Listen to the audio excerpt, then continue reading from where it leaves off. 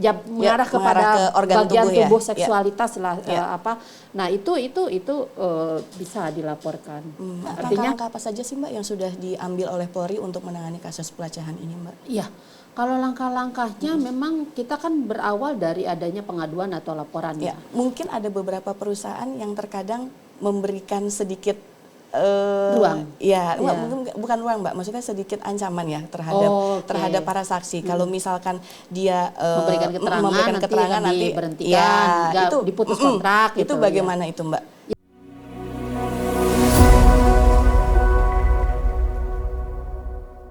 Halo rekan-naker, kembali lagi di Naker Nanya Kerjaan. Dan di sini adalah tempat untuk semua para rekan-naker dapat bertanya apa saja terkait masalah isu ketenagakerjaan. Dan kami akan datangkan ahlinya.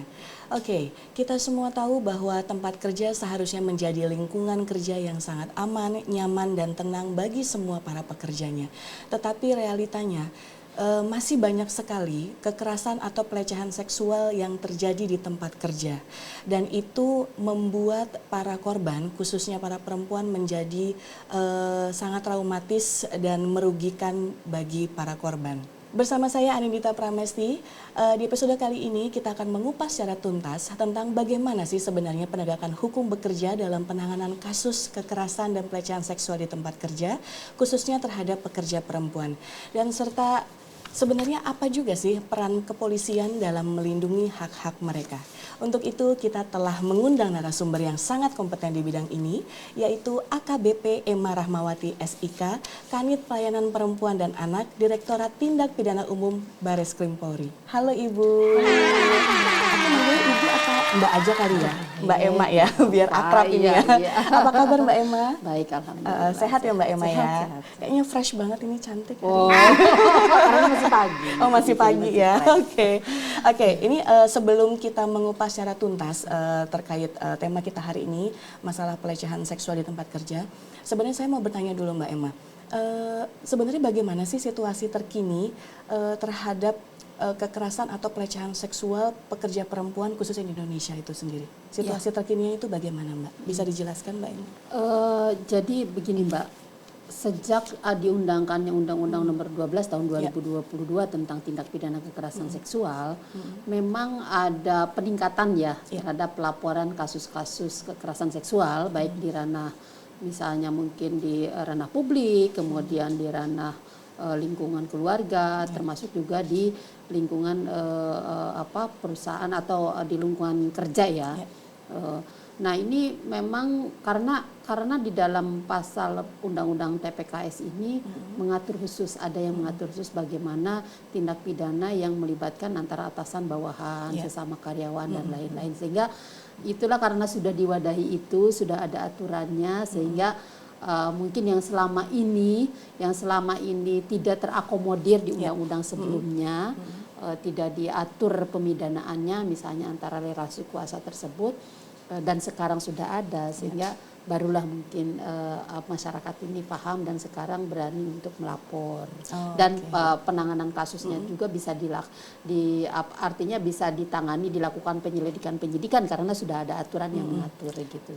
Berarti harus ada bukti-bukti yang otentik dulu ya Mbak ya? Tentu saja kalau berbicara itu masalah penyidikan tindak pidana, kita berbicara masalah alat bukti guna supaya kasus ini bisa maju ke persidangan. Gitu. Baik, lalu sebenarnya langkah-langkah apa saja sih Mbak yang sudah diambil oleh Polri untuk menangani kasus pelecehan ini Mbak? Iya, kalau langkah-langkahnya memang kita kan berawal dari adanya pengaduan atau laporan yang kemudian ditindaklanjuti dengan pembuatan laporan polisi, atau bahkan juga belum ada laporan polisi tetapi sudah ada pengaduan misalnya, kita juga tetap akan melakukan penyelidikan.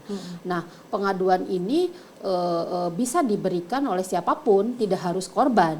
Misalnya korbannya masih trauma, bisa saja dikuasakan kepada pihak keluarga atau kuasa hukum, atau bahkan mungkin dalam hal ini misalnya itu adalah pekerja gitu, karyawan, itu bisa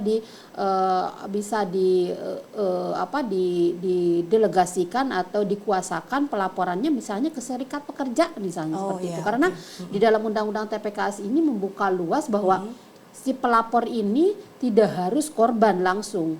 Sebetulnya siapapun yang mengetahui adanya dugaan tindak pidana kekerasan seksual dimanapun itu boleh melaporkan. Seperti itu intinya ya. Jadi tidak harus korban. Tidak harus korban, tetapi ya. memang ada beberapa pasal tertentu yang itu adalah delik aduan. Kalau delik aduan itu memang harus korban yang langsung menyampaikan. Oke, baik. Itu perbedaannya. Oh iya, berarti kalau misalkan nantinya hanya ada saksi yang menyaksikan pelecehan tersebut terjadi, itu sebenarnya bisa juga bisa ya melapor. Harus ada saksi-saksi lebih dari satu orang atau bisa. Biasanya? Memang kalau di dalam proses penyelidikan diatur di dalam Undang-Undang TPKS bahwa untuk kasus kekerasan seksual ini ada aturan bahwa satu keterangan saksi korban didukung dengan satu alat bukti lainnya itu sudah bisa menyatakan bahwa si pelaku ini pelaku ini bersalah. Tetapi memang pada prakteknya tetap pada proses persidangan penuntutan kita harus menghadirkan saksi lain selain saksi korban. Karena ini terkait pembuktian. Karena apa?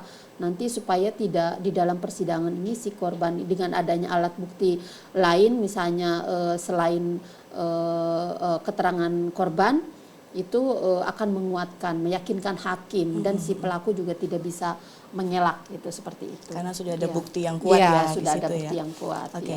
Lalu Mbak Emma, bagaimana Polri berkolaborasi dengan perusahaan atau lembaga terkait untuk meningkatkan perlindungan bagi pekerja perempuan itu sendiri, Mbak? Iya, sebetulnya kan terkait khusus kasus kekerasan seksual ini kolaborasi ya tadi.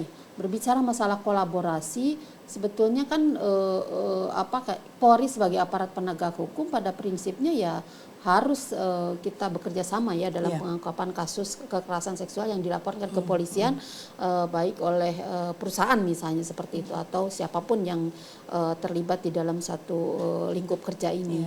Nah, kolaborasinya tentu saja nanti pasti penyidik Polri ini akan minta kerjasama dari pihak perusahaan karena yang dilaporkan tentu saja mungkin korban dengan pelaku sama-sama dalam satu perusahaan gitu kan, karena di lingkungan kerja kan, sehingga pada proses penyidikan ke depannya jika memang Polri sudah mendapatkan laporan tentu saja perlu kerjasama dengan pihak perusahaan karena misalnya kita memerlukan bukti berupa CCTV, tentu saja kita akan bersurat resmi misalnya ke pihak perusahaan. Kemudian kita memerlukan saksi misalnya yang ya tentu saja kalau KS minim saksi ya, tetapi kemudian ada saksi lain yang pernah diceritakan oleh korban, tentu saja kita akan meminta pihak perusahaan mengizinkan si saksi ini untuk diminta keterangan oleh perusahaan oleh penyidik misalnya seperti itu. Nah, kemudian kolaborasinya dengan lembaga lain sebetulnya dalam hal penanganan kasus kekerasan seksual ini pada saat misalnya ada karyawan yang mengalami pelecehan seksual di tempat kerja, kalau misalnya yang bersangkutan belum mau untuk masih ragu misalnya untuk langsung lapor ke kepolisian, ada lembaga lain sebetulnya untuk bisa menerima pengaduan atau konsultasi terlebih dahulu lah. Sebagaimana amanat undang-undang TPKS itu ada ditunjuk lembaga yang berwenang untuk menerima pelaporan atau pengaduan, UPTD PPA. UPTD PPA itu kan di bawah pemerintah daerah ya, Dinas Pemberdayaan Perempuan dan Perlindungan Anak itu ada di setiap provinsi dan kabupaten. Kemudian UPT Sosial juga, UPT Sosial itu juga dinas sosial ya, ada provinsi kabupaten, termasuk di pusatnya ya kementerian ya. Kemudian ada lembaga-lembaga berbasis masyarakat yang misalnya, mohon maaf mungkin perusahaan ini di situ ada LSM terdekat, LSM pemerhati perempuan misalnya gitu. Nah, itu bisa juga berkonsultasi dulu kalau misalnya masih ragu untuk ini mau dilaporkan atau tidak. Nah, itu lebih lanjut ya, betul. Itu diberikan wewenang lembaga-lembaga tersebut sebagaimana amanat undang-undang TPKS. Oh, begitu. Iya. Oke, Mbak, kalau misalkan nih Mbak kan contoh misalkan adanya saksi nih Mbak, saksi yang menyaksikan terjadinya pelecehan seksual tersebut. Itu kan kepolisian harus berkolaborasi dengan pihak perusahaan. Mungkin ada beberapa perusahaan yang terkadang memberikan sedikit ruang. Ya, bukan ruang Mbak, maksudnya sedikit ancaman ya terhadap para saksi. Kalau misalkan dia memberikan keterangan nanti diberhentikan, itu diputus kontrak itu gitu. bagaimana itu Mbak? Ya, itu sebetulnya itu yang artinya gini, perlu diberikan pemahaman kepada pihak perusahaan ya. Memang ini adalah rawan. Rawan. Kami memahami bahwa kemungkinan ya jika ada suatu peristiwa kekerasan seksual di perusahaan ini si saksi ini nggak mau memberikan keterangan walaupun dia tahu, karena tadi mungkin apalagi misalnya si pelakunya itu adalah bos, atasan gitu, kan itu juga takut, wah kalau saya memberikan keterangan mendukung korban, padahal memang saya tahu gitu, tapi kemudian bagaimana nih pekerjaan saya, karena yang dilaporkan ini bos kita gitu kan, seperti itu. Nah itu artinya perlu komitmen dari pihak perusahaan yang terbesar, mungkin yang tingginya lagi ya, direkturnya atau mungkin dalam satu ini komisaris atau apa, untuk betul-betul memperhatikan dan melindungi korban dan saksi ini gitu loh. Seperti itu. Jadi memang sebetulnya dimanapun itu ya, termasuk bukan hanya di perusahaan, di lembaga-lembaga pemerintah ya, juga melakukan penerapan seperti itu ya. Sama sebetulnya, tidak hanya di perusahaan. Misalnya di lembaga pemerintah ada atasan bawahan yang atasan melakukan pelecehan seksual terhadap bawahannya, ya sama itu juga ada ketakutan tersendiri untuk memberikan kesaksian misalnya gitu. Nah itu perlu komitmen yang kuat sih memang dari atasan tertinggi ya, bahwa memang aturannya, dan dengan aturan yang ketat ini juga diharapkan itu akan justru sebagai upaya pencegahan, bahwa kalau kamu melakukan, siapapun yang melakukan tindak pidana di lingkungan perusahaan ini atau di lembaga ini, pihak perusahaan, manajemen perusahaan tidak akan segan-segan akan menindak tegas gitu, seperti itu. Itu juga menjadi satu bukan ancaman, artinya satu upaya pencegahan, peringatan untuk semua, tidak hanya atasan bos-bosnya atau atasannya, tetapi semua karyawan gitu. Baik. Lalu Mbak Emma, bagaimana Polri memastikan bahwa laporan pelecehan seksual dengan pekerja perempuan yang terjadi itu ditindaklanjuti secara serius? Ya, pada prinsipnya Mbak, kalau misalnya itu sudah ada pelaporan kepolisian, ke pihak kepolisian, sudah pasti kita akan melakukan proses penyidikan ya. Karena di kami juga dalam kami melakukan penyidikan ini, menangani kasus ini, kami juga ada pengawas internal, ada pengawas eksternal. Jadi dan itu juga kalau kita tidak tindak lanjuti serius, ini udah masyarakat udah semakin paham pintar. Artinya keterbukaan pelayanan publik juga harus kita laksanakan. Artinya kalau misalnya ada penyidik tidak menangani secara serius, ada satuan-satuan atau di lembaga kepolisian ini boleh silahkan masyarakat untuk mengadukan bahwa ada ketidakpuasan terhadap pelayanan penyidikan ini, itu ada wadahnya untuk mengadukan misalnya pihak bisa penyidik. Ya, berarti bisa ada secara internal kita ada Propam, ada Biro Pengawasan Penyidik, kemudian eksternalnya kita ada Kompolnas gitu kan. Nah itu terbuka, makanya kalau misalnya seberapa serius sih, kita pasti sangat serius gitu, karena itu juga tanggung jawab beban kita, karena dalam proses penyidikan juga kita sudah ada manajemen penyidikan di mana pimpinan kita juga memonitor bagaimana kan LP juga terdaftar ya, misalnya LP bulan ini sekian ada LP kekerasan seksual, kemudian didisposisinya ke unit kami misalnya. Nah itu akan dipantau seberapa jauh ini penanganannya sampai dengan misalnya 1 bulan kemudian, 2 bulan kemudian, apa yang sudah dilakukan. Nah kami harus melaporkan semua kegiatan itu ke manajemen penyidikan. Kita punya satu sistem pengawasan proses penanganan perkara melalui manajemen penyidikan. Biasanya itu berapa lama Mbak untuk proses pelaporan atau pengaduan dari masyarakat terkait masalah pelecehan seksual tersebut? Kalau artinya ada penyelesaiannya itu kasuistis. Kasuistis ya, karena kita melihat kalau misalnya perkara ini cepat dilaporkan, misalnya kejadiannya lah paling lama 2 hari atau 3 hari yang lalu atau seminggu yang lalu, bahkan misalnya baru terjadi, itu kita dalam mengumpulkan barang bukti itu juga mudah. Tetapi kemudian karakteristik daripada kasus kekerasan seksual ini, banyak yang dilaporkan itu nanti 6 bulan kemudian, udah 3 bulan baru lapor. Mungkin karena trauma Ya, yang dihadapi oleh banyak faktor, korban tersebut. banyak faktor ya. kenapa pelaporan ini lambat dilakukan ke pihak kepolisian ataupun diadukan ke lembaga-lembaga yang terkait misalnya. Karena tadi trauma, awalnya kemudian ada ancaman, terus berpikir bahwa ini adalah aib gitu kan, ini akan mencemarkan nama baik si korban itu sendiri, malu ya kan, budaya malu ini kita kan budaya ketimuran masih sangat kental ya. Malu untuk mengungkapkan, malu untuk cerita, malu untuk mengadukan. Nah, itu menjadi faktor. Tapi kemudian kalau misalnya itu dari waktu kejadian pelaporan itu tidak terlalu lama, misalnya 2 hari, 3 hari, kita dengan mudah artinya memudahkan penyidik dalam melakukan penanganan perkara karena barang bukti atau barang bukti yang melekat pada diri korban, misalnya kalau ada pelecehan seksual fisik itu masih kita terdeteksi dengan kita melakukan visum gitu, seperti itu. Tapi kalau misalnya pelecehan seksualnya melalui verbal, nah kita cari saksi atau bahkan mungkin fisik, kemudian di perusahaan tersebut TKP-nya ada CCTV, kita cepat bisa menyita CCTV, mengamankan CCTV tersebut karena kadang ya yang menjadi hambatan itu sudah lama dilaporkannya dari kejadian sampai pelaporan sudah lama, CCTV secara otomatis sudah terhapus kan di program ya, ada yang 2 minggu, ada yang 20 hari, seminggu, jadi udah hilang dengan sendirinya CCTV sehingga kita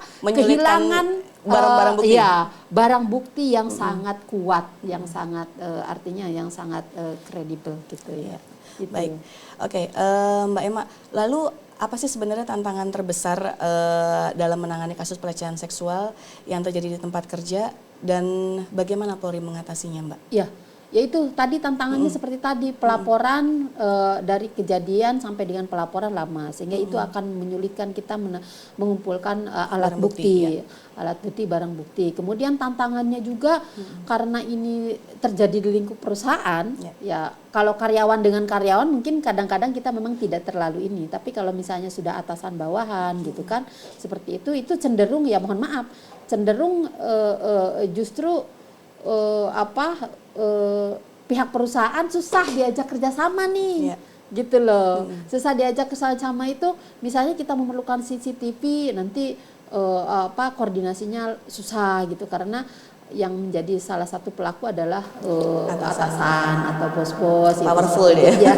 Jadi seolah-olah kita juga agak terhambat untuk mendapatkan barang bukti atau alat bukti itu. Kemudian mungkin juga ini ya kembali lagi ke komitmen. Kalau memang perusahaan itu berkomitmen untuk melindungi semua karyawannya, terutama dalam hal ini melindungi pekerja perempuan ya, itu sebetulnya harusnya tidak terjadi, artinya kerjasama itu akan terjalin dengan sangat kuat antara kepolisian karena itu juga menjadi satu perhatian, satu ini untuk pihak perusahaan ya memperhatikan semua karyawannya terutama perlindungan terhadap pekerja perempuan karena ya mungkin ya kalau tidak salah pekerja perempuan sepertinya lebih banyak daripada laki-laki ya. Saya kurang tapi pemikiran saya seperti itu gitu. Itu pekerja perempuan itu mungkin dianggap lebih teliti dan lain-lain sehingga aset perusahaan sebetulnya ya untuk meningkatkan produksi dan lain-lain. Nah, bagaimana perempuan ini juga bekerja dengan sebaik-baiknya, dia merasa aman, merasa terlindungi, ya harus ada jaminan dari perusahaan untuk bisa melindungi pekerja perempuan ini gitu. Sehingga pada dalam pekerja juga dia merasa aman, nyaman sehingga meningkatkan efektivitas kerja kan.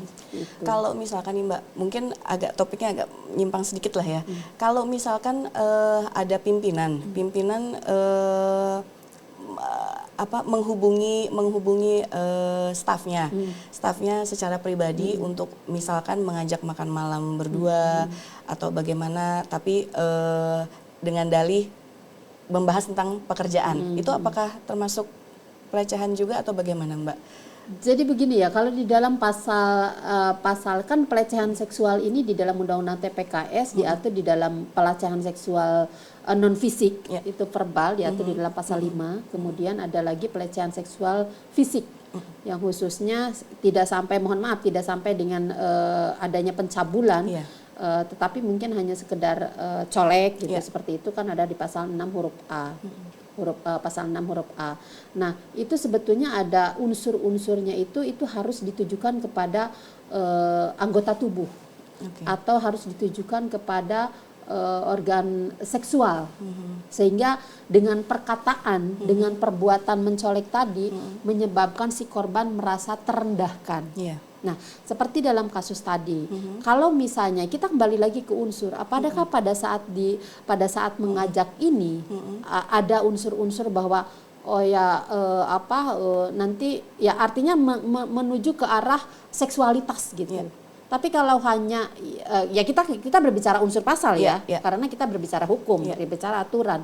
Kalau hanya sekedar ayo kita makan gitu kan dengan dalih ya kan si korban nggak tahu nih, si perempuan nggak tahu, si karyawan nggak tahu nih. Ayo kita ketemu membahas pekerjaan pada saat ternyata pada saat ketemu bukan bahas pekerjaan gitu.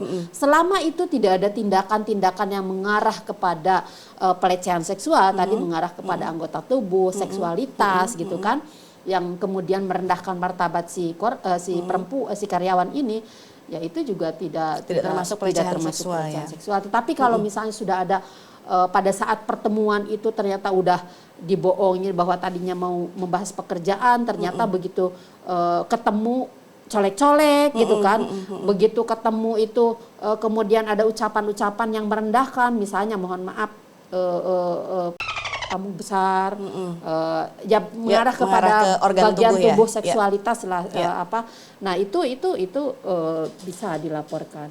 Artinya kita berbicara unsur pasal ya harus mengarah kepada ucapan itu, kalau verbal itu mengarah kepada tubuh seseorang kemudian diarahkan ke bagian tubuh seksualitas gitu. Oke, siap. Oke, lanjut Mbak Emma. Kalau Polri itu bagaimana sih Mbak dalam menangani tantangan dalam membuktikan kasus pelecehan seksual di tempat kerja? Mengingat seringkali kan kurangnya bukti fisik ya Mbak ya? Iya. Kalau memang di dalam unsur tadi pelecehan seksual verbal dan non fisik ini kan tidak meninggalkan bekas ya. Iya. Hanya ucapan, hanya dicolek, Iya. dicolek ya tidak menimbulkan memar kan tidak kan. Tapi kemudian ada pembuktian yang harus kita buktikan bahwa memang betul-betul si korban ini direndahkan martabatnya, si korban ini merasa bahwa dia terhina dengan perkataannya. Nah kita untuk pembuktiannya adalah melalui visum psikiatrikum. Jadi bahwa apa yang dilakukan oleh si pelaku ini berdampak kepada jiwa si korban, berdampak kepada psikologis, psikisnya. Nah itu yang kita buktikan terkait dengan pelecehan seksual. Jadi selain keterangan korban, untuk bukti otentik lainnya itu adalah visum psikiatrikum. Sehingga kalau ada kasus-kasus seperti itu, pelecehan seksual verbal maupun non fisik, tetapi yang tadi hanya fisik secara ringan itu tadi. Nah itu kami pembuktiannya didukung nanti dengan visum psikiatrikum seperti itu. Di samping juga kami mencari saksi lain, karena di dalam Undang-Undang TPKS mungkin perlu diketahui bahwa saksi itu tidak harus orang yang melihat, mendengar atau mengalami langsung. Tetapi orang yang tidak melihat, mendengar atau mengalami langsung itu juga bisa dikategorikan saksi sebagai saksi selama keterangannya bersesuaian dengan tindak pidana yang dilaporkan. Seperti contoh gini. Mohon maaf ya, mungkin ada salah satu karyawan mengalami pelecehan seksual verbal atau fisik tadi. Kemudian dia bercerita sesaat setelah kejadian, dia bercerita kepada temannya lah, kepada orang tuanya lah, kepada keluarganya, kepada siapapun. Nah, ini orang yang diceritain ini bisa dikategorikan saksi di dalam Undang-Undang TPKS. Gitu. Jadi walaupun cuma curhat doang ya, itu udah masuk kategori saksi ya. Itu. Jadi ada perluasan di dalam Undang-Undang TPKS ini, kategori saksi, alat bukti itu sangat mengakomodir untuk pembuktian dalam Undang-Undang TPKS. Karena tadi karakteristik kekerasan seksual itu kan pasti hampir tidak pernah ada saksi. Kalau ada saksi ya mungkin tidak akan terjadi gitu ya.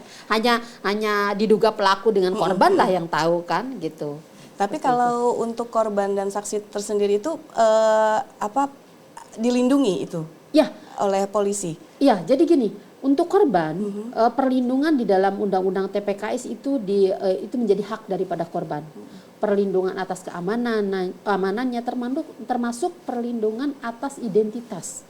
Makanya kalau kasus kekerasan seksual itu betul-betul kita itu menjaga supaya bahkan nama pun seperti halnya anak kita inisialkan gitu, disamarkan, karena kita betul-betul menjaga privasi, menjaga kerahasiaan identitas korban. Tapi kadang-kadang masyarakat ini juga udah kita mau lindungi malah korbannya sendiri yang berkoar-koar dengan pengacaranya ya. gitu kan. Nah itu lah gimana sih polisi aja mau merahasiakan supaya artinya begini, karena kalau sudah masuk media, masuk internet itu jejak digital kan nggak bakalan terhapus. Ya kan suatu saat dibaca oleh anaknya, cucunya, sampai keturunannya gitu kan, bahwa oh ternyata kakek buyut saya dulu korban kekerasan seksual pernah kan. ini, Pernah itu, diginiin, digituin. Nah itu kan artinya itu yang kita jaga gitu loh. Itu yang kita jaga, tetapi kemudian pada faktanya malah kadang-kadang karena ya mohon maaf mungkin ada tujuan tertentu ya dari pihak korban sendiri atau pihak PH gitu, pengacara, kemudian malah press release gitu seperti itu. Nah, itu sebetulnya hal-hal juga yang harus kita pahami bersama bahwa kenapa korban kekerasan seksual ini perlu dilindungi identitasnya. Bahkan di dalam Undang-Undang TPKS maupun di dalam Undang-Undang LPSK, korban maupun keluarga korban atau pihak pelapor itu tidak bisa dilaporkan balik oleh si terlapor atas terlapor. Kalau LP kan masih terlapor ya, tersangka nanti ada prosesnya lagi oleh yang diduga pelaku lah, yang diduga pelaku itu dilaporkan balik atas peristiwa yang dilaporkannya itu tidak bisa. Sudah diatur di dalam Undang-Undang TPKS dan Undang-Undang LPSK. Berarti perlu digarisbawahi korban atau saksi itu mendapatkan perlindungan penuh dari pihak kepolisian ya terkait masalah pelecehan ini. Perlindungan penuh dari pihak kepolisian diatur di dalam Undang-Undang TPKS juga bahwa sejak korban ini melapor 1 kali 24 jam korban berhak atau dapat diberikan perlindungan sementara. Artinya begitu si korban ini melapor, kalau memang itu kan kasuistis tidak semua ya. Kalau memang merasa korban ini terancam keamanannya, dia dan setelah kami asesmen bahwa oh ini harus diamankan nih, tidak karena ada ancaman dari pihak diduga pelaku gitu. Nah kita harus memberikan perlindungan sementara. Itu diatur di dalam undang-undang bahwa perlindungan sementara yang dilakukan oleh kepolisian itu sampai 14 hari ke depan. Nah dalam pelaksanaannya kita nanti bisa koordinasi dengan UPTD PPA yang memiliki rumah aman, shelter dan lain-lain dan LPSK. Nah selanjutnya kalau misalnya setelah 14 hari di dalam perlindungan sementara oleh kepolisian selesai, akan dilanjutkan oleh LPSK untuk mendapatkan perlindungan secara tetap gitu, secara terlindung. Jadi jangan khawatir rekan-rekan, banyak mungkin yang takut untuk melapor karena merasa terancam dan lain-lain. Kita ada mekanisme untuk memberikan perlindungan terhadap korban. Berarti aman ya, aman ya. Gitu. Terus untuk peran Polri sendiri untuk sosialisasi atau edukasi terkait masalah pelecehan seksual itu sudah sering ya dilakukan ya, Mbak gini ya, kita saat ini memang belum punya program khusus secara kontinu, secara secara kontinu ya, untuk memberikan sosialisasi edukasi ya, terutama kepada perusahaan-perusahaan, pekerja perempuan atau serikat pekerja atau karyawan gitu. Tetapi ada di beberapa kali kami diminta, kami memberikan jika ada permintaan, permohonan misalnya dari saya juga sudah mengecek ke kewilayahan, ada juga beberapa Polres, Polda yang sudah diminta untuk memberikan sosialisasi, edukasi kepada karyawan-karyawan di perusahaan tentang TPKS ini. Jadi saat ini masih berdasarkan permintaan. Mungkin kedepannya kita bisa berkolaborasi, mungkin Kemenaker mendorong kepada pihak-pihak perusahaan, apalagi mungkin perusahaan besar. Kalau perusahaan yang besar yang sudah manajemennya bagus, mungkin ya sudah ini ya, sudah tertata lah ya bagaimana perlindungan pengamanan bagi karyawan. Tetapi bagi perusahaan-perusahaan yang artinya masih belum betul-betul manajemennya tertata dengan baik dan lain-lain, mungkin itu yang perlu didorong gitu. Apalagi kan kita banyak perusahaan perkebunan, perusahaan sawit di sana di luar sana gitu, kemudian perusahaan tambang dan lain-lain yang itu kerawanannya sangat tinggi misalnya seperti itu. Nah itu juga mungkin bisa kolaborasi ke depannya kita. Mungkin nanti bisa ya bekerja sama dengan Kemenaker ya Mbak ya. Dan termasuk juga kami mendorong ya karena di dalam Permenaker 88 ya tahun 2023 bahwa sebetulnya perusahaan itu wajib membuat satgas TPKS ya. Tapi saya cek nih perusahaan-perusahaan kayaknya masih minim ya yang membentuk satgas tersebut ya. Ya kami sih mendorong ya karena kedepannya ya bukan kita mengharapkan, tapi pada saat ada terjadi kasus kekerasan seksual ini kita bisa berkolaborasi gitu. Kalau dengan adanya Satgas juga kan kita lebih akan memudahkan memberikan dalam penanganan kasusnya maupun dalam memberikan perlindungan terhadap korbannya gitu. Oke, baik Mbak. Oke Mbak, Mbak Emma bisa jelaskan terkait masalah proses pelaporan atau penanganan kasus pelecehan seksual di tempat kerja, apakah ada batas waktu untuk pelaporannya Mbak? Ya. Untuk pelaporannya, terutama untuk yang kita soroti itu di Permenaker juga diatur di Permenaker 88 diatur itu ada berapa pasal 5 pasal 5 pasal 6 dan yang berbasis elektronik ya itu yang diutamakan di situ kan karena atasan bawahan karyawan gitu. Nah, itu di dalam pasal 78 ada batas kadaluarsa pelaporan. Untuk misalnya untuk kasus-kasus yang diancam hukuman 1 tahun atau percetakan itu batas pelaporannya itu 3 tahun. Oh, 3 tahun. Ya. Kemudian kalau untuk ancamannya hukuman di atas 3 tahun itu batas pelaporannya itu yang di ancaman batas pelaporannya itu 6 tahun kalau tindak pidananya itu diancam hukuman 3 tahun. Ya. Kemudian kalau ancaman hukumannya di atas lebih dari 3 tahun, itu batas pelaporannya 12 tahun. Kadaluarsanya lah, kadaluarsanya 12 tahun. Tetapi kemudian kalau untuk ancaman seumur hidup, ancaman mati gitu kan, itu 18 tahun. Tapi perlu dicatat bahwa di dalam Undang-Undang TPKS seperti tadi saya sampaikan ada pasal 5 dan pasal 6 itu yang merupakan delik aduan. Artinya delik aduan kembali lagi ke proses pelaporan. Delik aduan ini hanya boleh dilaporkan oleh si korban langsung karena korban harus menyatakan bahwa dia menuntut peristiwa ini untuk diproses dan tidak boleh diwakilkan. Tidak boleh diwakilkan karena delik aduan. Nah, untuk batas delik aduan itu di pasal 16. Untuk delik aduan ini di pasal 74 kalau tidak salah ya, pasal 74 bahwa 74 KUHP bahwa untuk delik aduan itu batas pelaporannya 6 bulan jika TKP-nya ada di dalam negeri. Tapi kalau TKP luar negeri itu batas waktunya 9 bulan. Contoh delik aduan itu yang tadi pelecehan seksual verbal dengan pelecehan seksual fisik yang pasal 6A. Tapi kalau itu korbannya adalah dewasa. Kalau korbannya anak atau penyandang disabilitas itu beda lagi delik murni, bukan delik aduan. Jadi ya dihimbau kalau misalnya ada mengalami peristiwa itu ya naudzubillahi sampai. Tetapi kemudian jika ada peristiwa itu harus diantisipasi bahwa batas kadaluarsa pelaporannya itu adalah 6 bulan. 6 bulan. Ya, jadi kalau dilaporkan setelah 6 bulan sudah kita tidak bisa menerima lagi karena kategorinya adalah delik aduan sebagaimana diatur di dalam pasal 74 KUHP. Gitu seperti itu. Oke, Mbak Emma, yang terakhir nih Mbak Emma. Pesan dari Mbak Emma sendiri, khususnya dari Polri, untuk para pekerja perempuan agar tidak ragu atau tidak perlu takut untuk mengadukan kekerasan atau pelecehan seksual yang terjadi di tempat kerja itu. Pesannya apa Mbak untuk para pekerja perempuan? Ya, jika misalnya ada pekerja perempuan yang mengalami pelecehan seksual, jangan ragu untuk melapor. Karena kita sudah menjamin perlindungan bagi korban ini. Ada perlindungan sementara, ada perlindungan tetap dari LPSK gitu. Ada pendampingan nanti diberikan oleh lembaga pelayanan ya. Seperti misalnya UPTD, PPA, ada psikolog kalau memang itu diperlukan. Jadi banyak lembaga-lembaga layanan yang akan membantu selama proses penanganan perkara ini. Jadi jangan takut misalnya ada ancaman, kalau misalnya masih pada saat mengalami peristiwa itu masih takut untuk langsung melapor, ya cerita kepada siapa aja, kepada orang terdekat supaya dapat penguatan.